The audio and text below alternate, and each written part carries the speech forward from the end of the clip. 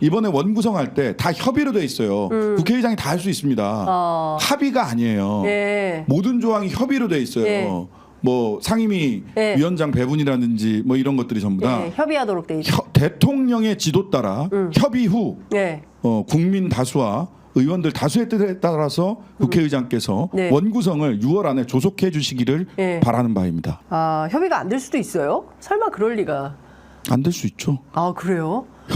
협의가 안 돼서 지난번에도 7월 달에 네. 그 작년 21대 때도 개원이 실제 상임위 구성이 맞아요. 7월 달에 됐잖아요. 근데 예. 그렇게 되면 무슨 일이 벌어지느냐? MBC 지키기가 불가능해진다. 그러니까 6월에 개원을 해야 돼요. 반드시. 네, 반드시. 근데 경우에 따라서 지금 뭐 조국혁신당보다는 국민의힘이 오히려 좀 방해하거나 이럴 가능성이 있는 거 아니에요? 개원을?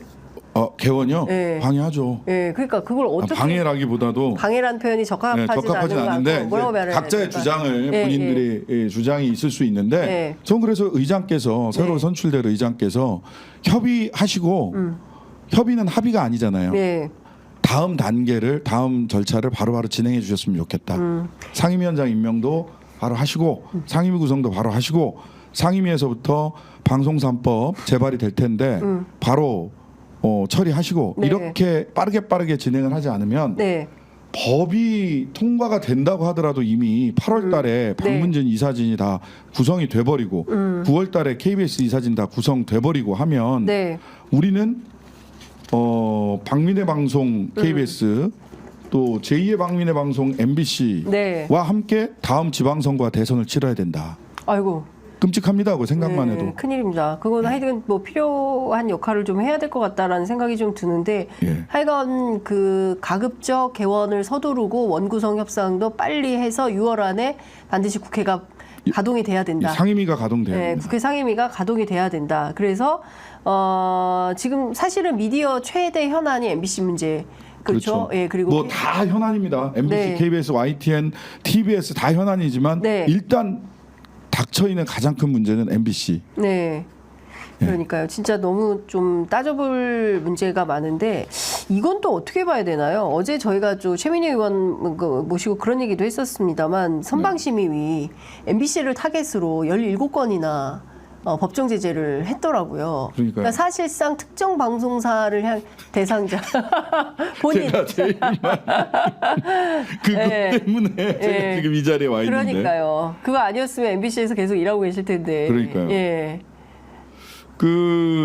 일단 예. 몇 가지 뭐 고민정 의원도 내놓으신 게 있고 네. 통계들을 보니까 일단 그냥 그 선방심의 그러니까 구조를 조금 말씀을 드리면 방송통신위원회가 있고요. 방송통신위원회법에 따라서 방송통신심의위원회가 있죠. 유희림 위원장 그 네. 유명하신 지금 외국 나와 계시죠? 그렇죠. 어디 예, 갔어요? 예, 예. 출장 가셨어요? 네, 3박 5일 워싱턴 DC. 예. 가서 뭐 구글 뭐 누구 만난다고 네. 하시던데. 예. 그리고 선방심의위는 선거방송심의위원회는 네. 선거일 120일 전부터 선거 후 30일까지 그러니까 얼마 전에 5월 9일 날 해산됐어요. 네. 작년 12월 10일부터 5월 9일까지 5월 10일까지인가요? 이렇게 네. 그 운영되는 곳입니다. 그런데 여기에서 이제 그런 그 징계를 남발을 했고 네. 법정 제재를 남발을 해서 MBC는 뭐 법정 제재 한 번 받으면 제일 센 게 마이너스 10점 보통 마이너스 4점 마이너스 2점 뭐 이런데 5개월 6개월 만에 마이너스 108점을 받았고요. 와. 4점씩 쌓아서 108점 만들려고 해보세요. 얼마나 많이 남발을 했나 2점 4점씩 쉬지 않고 했네. 쉬지 않고 한 겁니다. 쉬지 예. 않고 예. 거기서 제일 많이 제가 벌점을 받은 그런데 문제는 예. 7대 0이에요 지금. 그 선방심의위원회나 방심위원회에서 내린 법정 제재 이거 집행정지 해달라고 법원에다가 다 따박따박 따졌거든요. 네. 그래서 7건 결과가 나왔는데 MBC가 다 이겼어요. 이 7대 0으로 MBC가 다 이겼어요. 다 이겼어요. 싹 다 이겼어요. 법원에서. 예. 네. 그 앞으로 남은 것도 예. 대부분 이길 겁니다. 예. 그게 내가 얼마나 내가 아유. 그런 말을 했다고 이게 무슨 뭐 공정성 중립성을 어겼다 뭐 싸가지가 없다 뭐 이런 거 지금 대부분 지금 법원에서 이거 법정 제재 받을 건이 아니다라고 해서 집행정지가 전부 다 네. 7대 0입니다 현재까지. 예. 이야. 몇 대 0까지 가는지 좀 두고 봐야 되고 네. 그러면 이분들에 대해서는 저는 이제 실제로 저는 국정조사가 필요하거나 또는 상임위원회에서 이번 올해 국감 때 네. 방통위와 방송통신심의위원회는 편안하지 않을 것이다. 왜냐하면 그냥 이거 개인적인 감정의 문제가 아니라 7대 0이에요. 이게 말이 네. 됩니까? 그러니까요. 그러면서 변호사 비용만 벌써 거의 2억 가까이 썼더라고요. 그러니까 지금 고민정 의원이 그 방통위로부터 받은 그 최근 10년 방통위 법정 제재 처분 취소 소송 비용을 봤더니 1억 3,970만 원. 그러니까 1억 예. 3천이구나. 예. 앞으로 계속 더 나갈 거예요. 그러니까요. 왜냐하면 계속 법정 제재가 지금 마이너스 108점에 MBC에 쌓였다니까. 더 해야 되잖아요. 예, 그러니까 그거를 MBC가 일일이 따져야 됩니다. 지금 일일이 변호사만 따질 돈 거예요. 주시는 거예요? 예. 예? 아주 그 방심이 변호사 그 누가 하시는지 모르겠는데 예. 선방위 방심이 변호인 누가 하시는지 모르겠는데 그리고 MBC는 뭔 죄로 거기에도 법률 대응을 해야 될 거 아니에요. 그렇죠. 시간과 돈을 거기에 지금 집중하고 있는 겁니다. 이게 뭐 하는 짓이에요? 국가적 낭비예요. 역량의 낭비. 좀 한심한 대응이죠. 한심해요. 한심해. 예. 이렇게 표현의 자유를 그토록 강조하고 자유하면 대통령 아닙니까? 윤석열 대통령이 얼마나 자유를 강조를 했습니까? 그럼에도 불구하고 표현의 자유, 언론의 자유를 억압하기 위해서 이런 소송이 남발되고 있고 그 비용이 이런 식의 큰 액수가 지불되고 있다라고 한다면 도대체 누구를 위해서 이런 일을 하는 건지에 대해서 대통령을 위해서. 그게 그리고 참 슬프다. 예. 대통령을 위해서. 근데 대통령을 위해서 다음에 뒤에 괄호 열고 괄호 닫고가 있죠. 대통령을 위해서 일을 하면 내가 그 다음 자리가 있을 것이다. 그거 보세요. 그 입틀막 경호했던 분이 네. 병무청장으로 승진하잖아요. 그러니까요. 그러니까 지금 유일임 위원장을 비롯해서 죄송합니다만 저의 이제 뇌피셜입니다만은 야 내가 방틀막 이 정도 했는데 왜 그 다음 자리를 우리한테 빨리 안 주지? 이렇게 생각하고 계실 수도 있겠다. 아니 근데 실제로 방통위원 적극적으로 역할을 하고 임기가 마무리된 분이 또 어디로 가고 이런 일들을 우리가 그런 일들을 많이 보고 보죠. 있지 않습니까? 네. 그러니까 사실상 보훈 인사가 되고 있는 거예요. 그러니까 이거를 언제까지 지켜봐야 되느냐 참 답답한데 21일 예, 국무회의에서 대통령이 최상병 특검법 거부권 행사 가능성이 높다. 라는 네, 네. 보도가 좀 나오고 있는데요. 조국혁신당이 어떤 액션 플랜을 세웠다는 네, 네, 소문이 네. 있어요. 어떤 겁니까? 어제 뭐 브리핑을 드렸는데 21일 국무회의에서는 거부권 행사할 걸로 보입니다. 왜냐하면 22일 날까지 거부권 행사를 하지 않으면 이게 그냥 공포가 되거든요. 네. 그러니까 법이 발효가 법적 효력이 발동이 되기 때문에 21일 국무회의 때 할 가능성이 큰데 근데 또 뭐 갑자기 긴급 국무회의 해가지고 뭐 전자로 서명했다 어쩌고 저쩌고 뭐 온갖 수가 나올 수 있을 텐데 그러니까 마지노선이 21일 국무회의일 것이다. 라고 생각이 되고요. 21일 날 거부권을 행사를 한다면 거의 뭐 한덕수 총리가 주재하는 가운데 대통령 뒤로 쏙 빠지고 하겠죠. 하지만 사인은 대통령이 하는 게 맞습니다. 아. 누가 국무회의를 주재를 하든 간에. 네. 그래서 저희들은 일단 20일 날 아침에 9시 반에 조국 대표 포함해서 당선자 전원이 대통령실 앞으로 갈 겁니다. 가서 네. 하루 전날 예. 거부권 행사 절대 안 된다. 아, 라고 하는 액션을 하고요. 그다음에 기자회견? 예, 기자회견 하고요. 예. 21일 날 네. 아침 9시에 예. 긴급 토론회를 합니다. 긴급하게 진짜 마련을 했는데요. 예. 논리는 이런 겁니다. 거부권 행사 자체가 탄핵 사유가 되는 중대한 헌법 위반이 될 수 있다라는 겁니다. 예. 그러니까 두 가지 측면이 있는 건데. 이거 김용민 의원도 얘기한 건데. 예, 근데 예. 저희들이 먼저 얘기했어요. 예. 당선인 총회 지난 월요일 날 예. 당선인 총회 끝나고 나서 그런 취지로 브리핑을 했고 그래서 네. 추가적으로 법리 검토하겠다라고 네. 해서 추가적 법리 검토를 위해서 마련한 토론회인데요. 이런 겁니다. 그러니까 최혜병 사건에 대해서 수사 외압을 행사했어요. 했다라고 하는 것이 드러나면 네. 그것 자체가 중대한 법률 위반, 직권남용 그렇죠. 위반이 되는 거죠. 중대한 권리 직권남용이기 때문에 중대한 법률 위반. 중대한 법률 위반은 탄핵 사유 중 하나가 되잖아요. 네. 뭐 사유가 딱 하나 있다고 대통령이 탄핵되지는 않습니다. 네. 중대한 법률 위반, 이 중대성이 굉장히 중요한 요건이기 때문에 그런데 최혜병 사건은 수사 대상이 대통령이 될 것이 거의 확실시 되지 않습니까?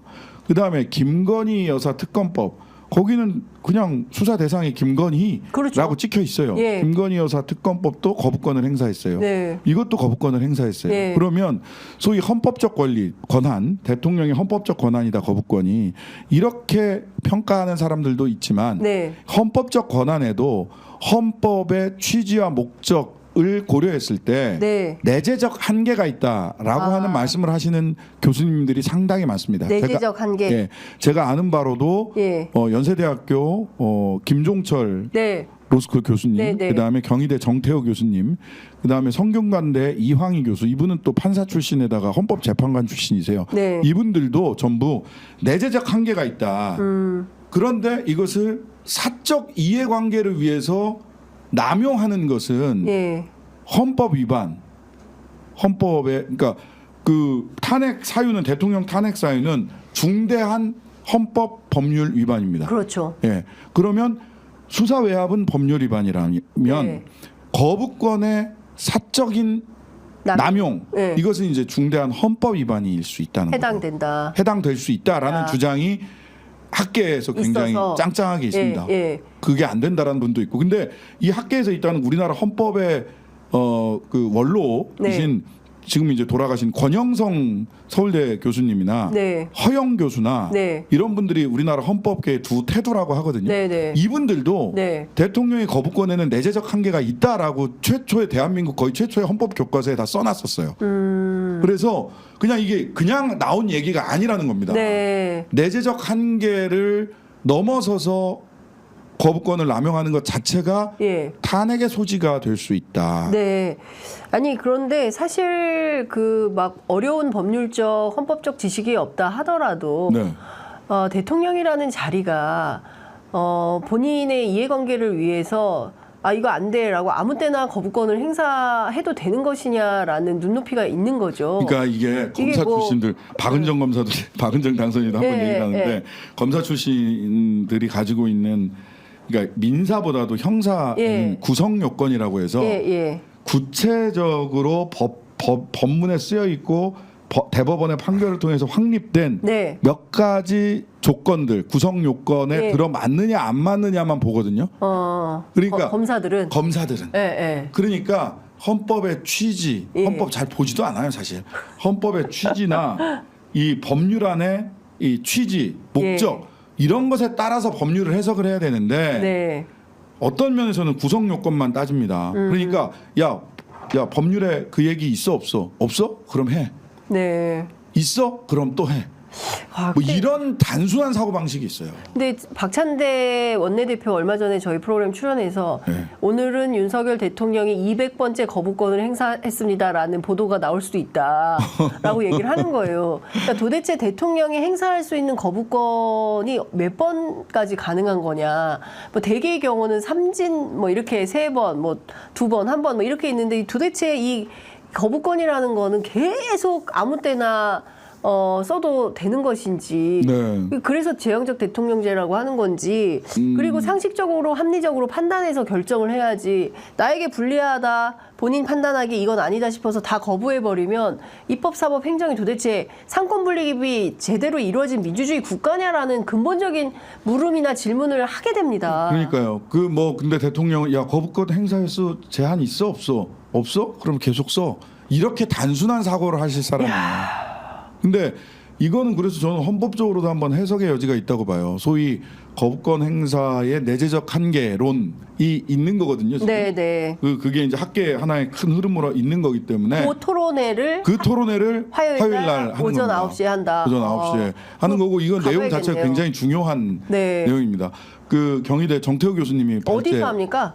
그 팔간담회실에서 국회의원회관 팔간담회실에서 하고요. 예, 관심 있는 분들 가보시면 좋겠습니다. 정태호 교수님이 예. 경희대 로스쿨 정태호 교수님이 주발제를 하시고 민변 하주희 사무총장 그다음에 그 해병대 사건 열심히 하고 있는 김규현 변호사 김정민 변호사? 아니 그건 박정훈 변호사 저기고 사건이고. 박정훈 대령 사건이고 김규현 변호사 김규현 변호사 있잖아요. 검사 출신 요 두 분이 이제 토론자로 나서고 박은정 차규근 신장식 세 사람이 이제 이거를 공동 주최해서 예, 그렇군요. 그게 매우 중요한 토론입니다. 이거는 네, 그게 꼼꼼한 또 홍보까지. 예, 매우 중요한 토론입니다. 알겠습니다. 그리고 여하튼- 나서는 이제 21일 날 만약 거부권 행사를 하게 되면 네.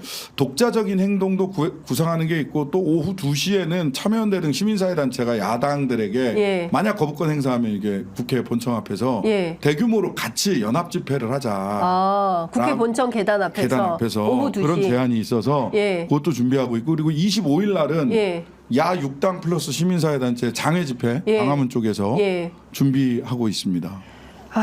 점점 이게 그 분위기가 그 이준석 대표에 따르면 T 익스프레스 T 익스프레스가 다가오고 있다라는 생각이 좀 듭니다. 그런데 정말 그 국민들 입장에서도 이런 상황으로 몰려가는 것은 굉장히 대한민국 전체가 불행하죠. 불행한 일이기 때문에 웬만하면 이런 방향으로 가지 않기를 바라는데 지금 상황은 다음 주가 굉장히 숨가쁘게 돌아가겠습니다. 예? 다음 주 숨가쁘게 다음 주가 돌아갑니다. 굉장히 20일, 21일 일단 조국혁신당 일정만 보더라도 21일 국무회의가 오전 10시에 있을 예정인데 여기서 거부권 행사가 확인이 되면 바로 국회 본청 계단에 모이고 오후 2시에 시민사회 연대하고 25일 날은 야 6당이 함께하는 장외 집회. 네. 엄청 큰 집회가 되겠네요.